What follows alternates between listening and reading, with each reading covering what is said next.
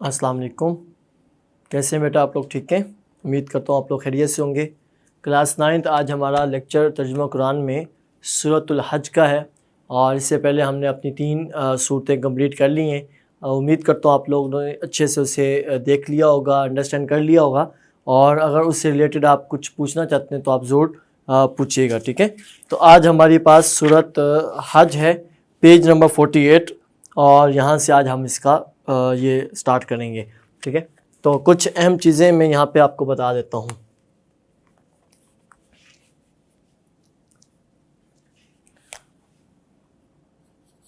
اہم نکات اور مختصر سوالات، اگر صورت میں کوئی سوال بنتا ہوا تو ہم وہ بھی اس میں ایڈ کریں گے، اور اگر کوئی اہم پوائنٹس ہیں تو ہم وہ بھی ساتھ ساتھ ڈسکس کرتے رہیں گے۔ جی میں ریڈنگ کروں گا، آپ لوگ ہائی لائٹر ساتھ رکھیں گے، آپ لوگ اپنی چیزیں ساتھ اسے ایڈ کریں گے۔ سورۃ الحج، ٹھیک ہے؟ تو سورۃ الحج کی آیات کی تعداد 78 ہے۔ کتنی ہے آیات اس کی؟ 78 اردو میں بھی کوشش کریں، اگر ہم نے خود سے بتانا ہو تو پھر ہم 78 کہہ دیں، جو بھی جیسے بھی، لیکن اگر لکھا ہو تو ریڈنگ کرتے ہوئے یہ ساتھ ایک دفعہ پڑھ لیا کریں۔ 78 لفظ ہیں، اردو بھی ساتھ ساتھ ہماری اچھی ہونی چاہیے۔ نمبر آگے تعارف کا کہ سورۃ الحج ایک منفرد سورت ہے۔ منفرد لفظ یہاں پہ ہائی لائٹ کریں گے۔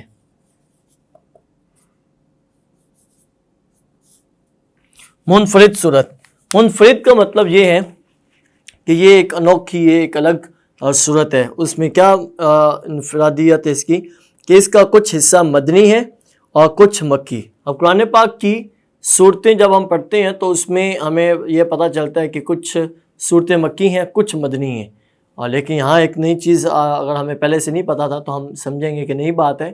میں بتا رہا ہوں کہ قرآن پاک کی بہت سی صورتیں ایسی ہیں جو مکہ میں بھی نازل ہوئی ہیں، مدینہ، ایک ہی صورت، اس کی کچھ آیات مکی ہیں، کچھ آیات مدنی ہیں، تو ایسی کئی صورتیں ہیں۔ تو ہم پھر انہیں کیا کنسیڈر کریں گے؟ تو اس کے لیے آنسر یہ ہے کہ جس صورت کی جہاں پر زیادہ آیات نازل ہوئی ہیں وہ اسی مکی یا مدنی کنسیڈر کیا۔ فار ایگزامپل اگر کسی صورت میں 70 آیات ہیں فار ایگزامپل، تو 70 میں اگر 50، 56، 59، 60 جتنی بھی تو آیات اگر میکسیمم مکہ میں نازل ہوئی ہیں تو ہم مکی اسے کنسیڈر کریں گے۔ اگر مدینہ پاک میں 70 میں سے زیادہ آیات نازل ہوئی ہیں تو ہم اسے مدنی کنسیڈر کریں گے۔ تو یہ صورت بھی ایسی ہے جس کا کچھ حصہ مدنی ہے اور کچھ حصہ مکی۔ اس کا نزول مکہ مکرمہ میں ہجرت سے پہلے ہو چکا تھا، اور وہ تکمیل ہجرت کے بعد مدینہ منورہ میں ہوئی۔ تو یہاں ہم ایک سوال بنائیں گے، سورۃ الحج کی انفرادیت بیان کریں۔ سورۃ الحج کی انفرادیت بیان کریں۔ تو یہ جو ہم نے ابھی 1.5 لائن پڑھی ہے، تو اس کے ساتھ آپ انفرادیت کی ہیڈنگ دیں گے، ٹھیک ہے؟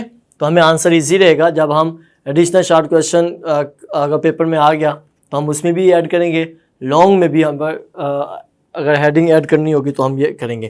آگے ہے جی وجہ تسمیہ۔ وجہ تسمیہ ہماری ہر صورت میں ہوتی ہے کہ صورت کو یہ نام کیوں دیا گیا، تو ہم پہلے تو یہ وجہ تسمیہ لکھ لیں۔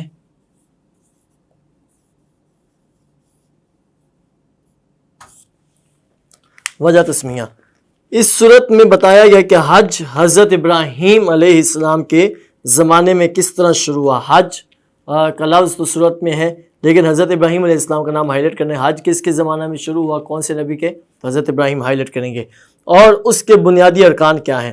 اسی وجہ سے اس صورت کا نام سورۃ الحج ہے۔ تو یہاں تک بریکٹ آپ نے کلوز کرنی ہے جو ہم نے شروع کی ہے۔ اس صورت میں بتایا گیا ہے کہ حج حضرت ابراہیم، تو وہ ہیڈنگ کلوز کرنے کے بعد ہم کیا لکھیں گے؟ وجہ تسمیہ۔ وجہ تسمیہ کی ہیڈنگ ہم اس میں ایڈ کریں گے۔ آگے جی سورۃ حج کا خلاصہ، قیامت کے احوال، حج و قربانی کا بیان اور جہاد کی اجازت ہے۔ تو یہاں تک خلاصہ کی ہیڈنگ دیں گے۔ خلاصہ، سورۃ حج کا خلاصہ کیا ہے؟ قیامت کے احوال، حج و قربانی کا بیان اور جہاد کی اجازت. یہ خلاصہ کی ہیڈنگ یہاں تک دیں گے. آگے جی ہمارے پاس مضامین. سورۃ الحج کی ابتدا میں قیامت کے احوال کا بیان ہے. قیامت کا لفظ ہائلائٹ کرنا ہے. قیامت کے احوال، یہ پورا لفظ ہائلائٹ کرنا ہے. قیامت کے احوال کا ذکر ہے، کا بیان ہے. قیامت کے دن منافقوں اور کافروں کے برے انجام اور مومنوں کے اچھے انجام کا ذکر ہے. پھر حج اور قربانی کے احکام کا بیان ہے. حج اور قربانی کی حقیقت سے آگاہ کیا گیا ہے. آگے مشرکوں کے خلاف جہاد کی اجازت دی گئی. مشرکوں لفظ ہائلائٹ کرنا ہے اور جہاد کی اجازت. اسلام کا حکم آ گیا سورۃ حج میں کہ آپ اب جہاد بھی کر سکتے. پہلے تھا کہ اپنی مرضی سے یا اپنی کوشش سے، لیکن اس میں تھوڑا سا اوائڈ بھی کیا جاتا تھا. لیکن اب جہاد کا جب حکم آیا تو فائدہ یہ ہوا کہ اب جہاد میں فائدہ ہی فائدہ ہے کہ لڑنے کا بھی ثواب ہے، شہید ہونے کا بھی ثواب ہے، بچ جانے کا بھی ثواب ہے، ان کو مارنے کا بھی ثواب ہے. تو اس میں یہ کہ جہاد کی اجازت. آگے اور شرک سے منع کیا گیا. جہاد کی اجازت کو مسلمانوں کے لیے خوشخبری قرار دیا. خوشخبری یہ وہی چیزیں ہیں کہ مسلمان خوش ہوئے، تو خوشخبری لفظ ہائلائٹ کریں گے. خوشخبری قرار دیا گیا. خوشخبری لفظ ہائلائٹ کرنے. کیوں؟ اب وہ خوشخبری یہاں پر بتائی گئی ہے کیونکہ اب انہیں کافروں کے ظلم و ستم کے خلاف طاقت کا استعمال کرنے کو کہہ دیا گیا تھا. آنے والے حالات نے ثابت کیا کہ اجازت واقعی ایک بڑی خوشخبری تھی. سورۃ الحج کے آخر میں تمام انسانوں کو ایمان لانے کی بھرپور دعوت دی گئی. ایمان کا لفظ ہائلائٹ کریں گے. ایمان لانے کی.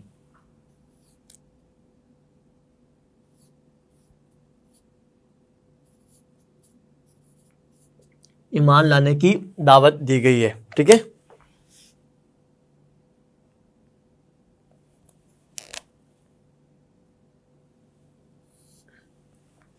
ایمان لانے کی دعوت سورت کے آخر میں مسلمانوں کو تمام انسانوں کو دی گئی ہے.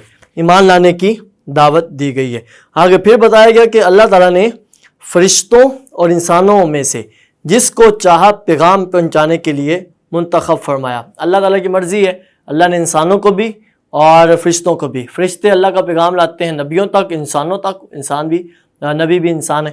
اور انسانوں تک لانا یعنی نبیوں تک لانا، اور آگے پھر وہ نبی انبیاء جو ہیں وہ اپنی امت کو پیغام پہنچا دیتے ہیں.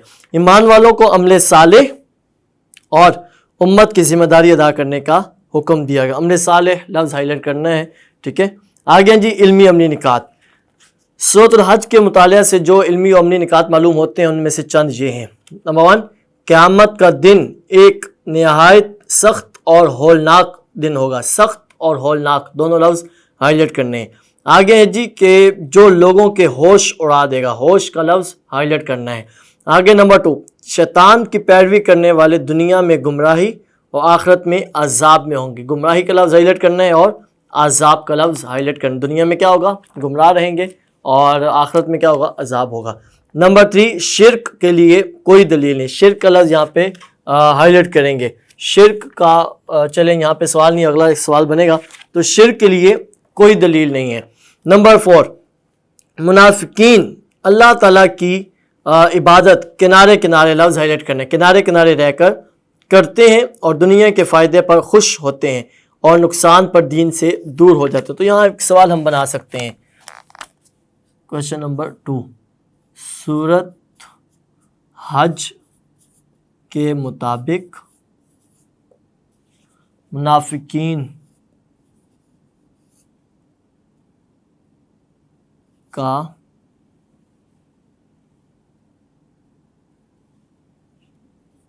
کیا طرز عمل؟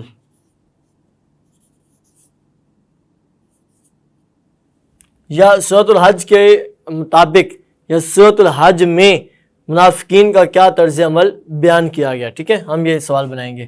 سورۃ الحج میں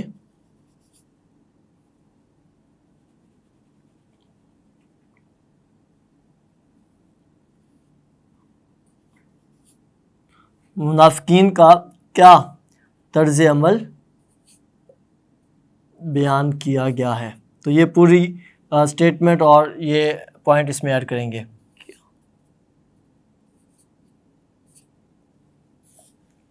سورۃ الحج میں سورۃ الحج میں مطابق پھر نہیں آئے گا اس میں.